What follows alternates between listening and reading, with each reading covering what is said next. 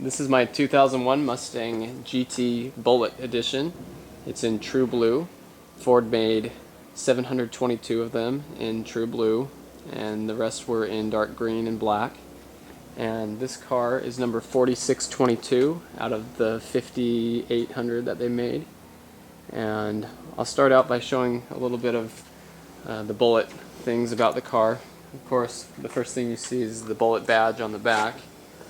And the Bullitt has no rear spoiler. It comes from the factory that way. And you have the Bullitt wheels, which are a thruster Krager style gray wheel, which was debuted on the Bullitt.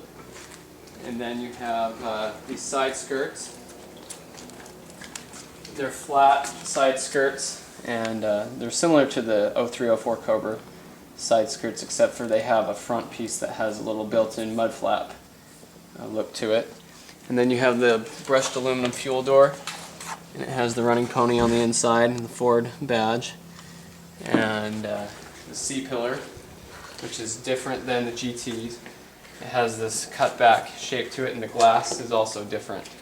A lot of people don't know that about the Mach 1s and the Bullitts, that they have those C-pillar differences. And going inside, these are the Bullitt seats, and they have they're actually the same cushion as the 9901 Cobra, but the inserts are different. And as you can see, I've replaced the bottom of that one with a GT seat because the ex-wife of the person who had this car before me went through and slashed that seat. So that's why that seat's not there. But anyway, you have the aluminum Bullitt step plates, or whatever you want to call them here, and a brushed aluminum shift ball and ring, as well as a brushed aluminum door posts for the locks.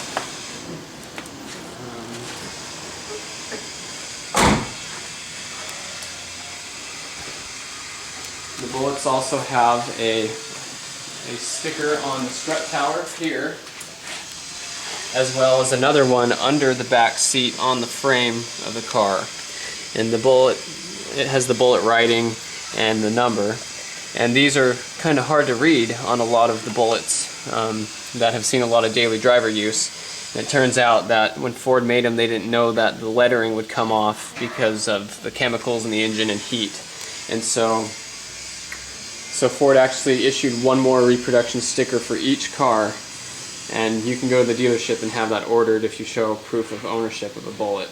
And I have mine, and I ordered it.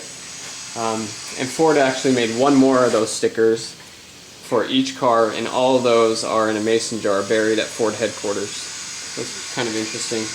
The Bullitt also has an aluminum intake manifold, which has higher runners, more displacement, and it was dyno proven to get torque earlier than the standard GT. So even though the car shows about 5 horsepower difference than a standard GT, it makes a lot more torque, and it gets it mostly from the intake, the factory intake, and the exhaust that the Bullitt comes with.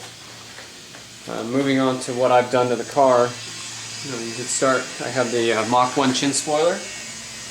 And I was going to do the Mach 1 grill delete, and I might do that later, but this grill is actually, this one's been repainted. It was a factory GT one, but the Bullitts come with a blacked out corral on them. And some of them actually escaped the factory with a silver one, and I think that's why this one was silver, so I had it painted black, but that will need to be gone over again. Also, I added the fog lights. The Bullitts did not come with fog lights, but they're wired the same, just like a GT. So the harnesses are all up there. So I got the factory set of fog lights, as well as a factory switch in the dash. Now this car is basically built. It has a 2004 Cobra block, which was put together by a company called MMR. And in that block it has forged pistons and rods. The pistons are Manley and the rods are MMR I-beams. And it has, underneath the block, it has an MMR 8-quart oil pan.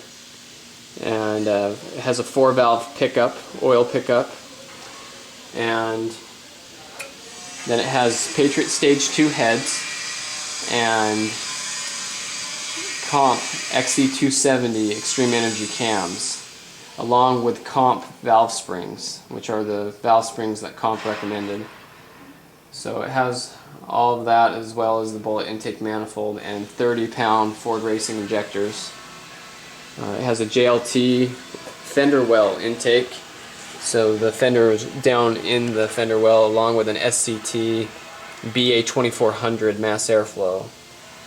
And this intake is actually dyno proven 10 rear wheel horsepower, so it's more than the normal JLT intake because it has the fender in there. It has an aluminum fluidine radiator and the Moroso expansion tank. I put a new brake booster on it too, which reminds me the Bullitts came with the 13-inch Brembo brakes, PBR Brembo brakes that are powder coated red from the factory, and they have the laser etched pony on them.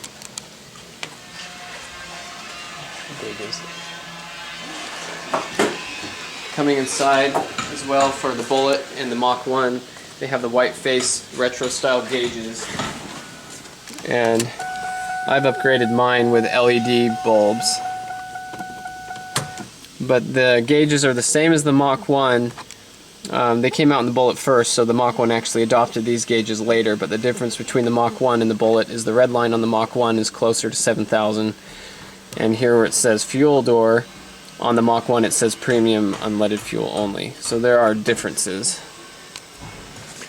And you have the brushed aluminum pedals as well. Those are Bullitt pedals with rubber pieces in there. Continuing on the modifications of the car,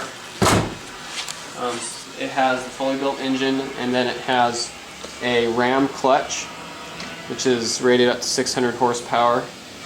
It has an aluminum Ford Racing drive shaft and pipes, off-road X-pipe with a SLP Loudmouth 1 catback.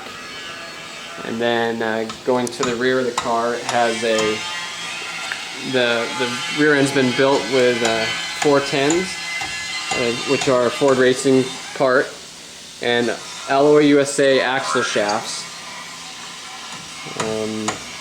And this car actually has stock GT brakes on the back, because when I did the axle swap with the 410s, I kept the GT brakes, which are actually the same brakes, but the mounting brackets are different. So I still have the red brakes, even though they're faded there. But the brackets changed the geometry of them, so that's the only real difference. But now you can fit a 15-inch wheel with a big slick on there if you want now, because the brakes are smaller. Because the Bullitts, Cobras, and Mach 1s come with a 11-inch discs on the back. The only thing else that the car has is a aftermarket Ford GT supercar fuel pump in it, which is a TRE 255 pump. The car has a Pro 5.0 shifter with a Steeda triax handle, which I really like that setup.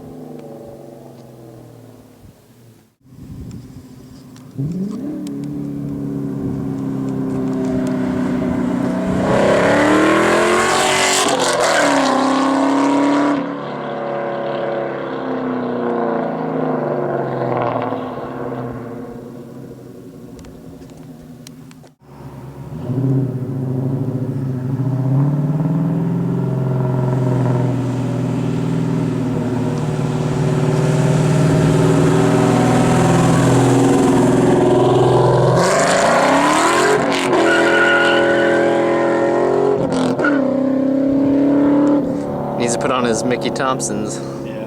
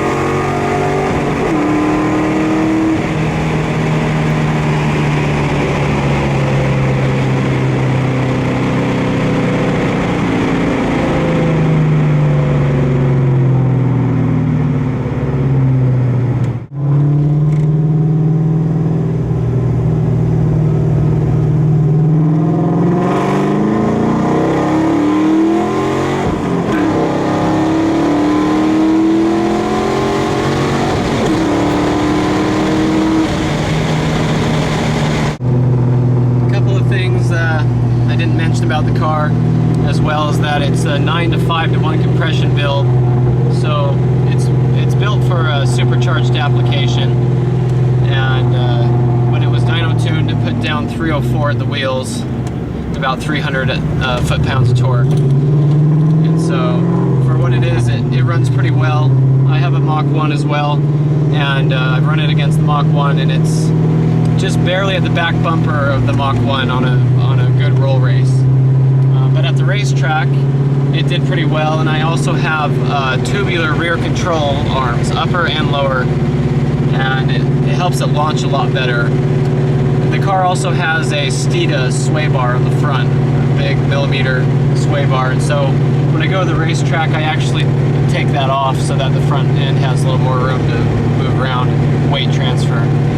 And then the car also has Tukiko struts, although Bullits and Mach 1s came with Tukiko struts. It has a new set of Tukikos on it, as well as some Listine quad shocks and Ibach sport spring.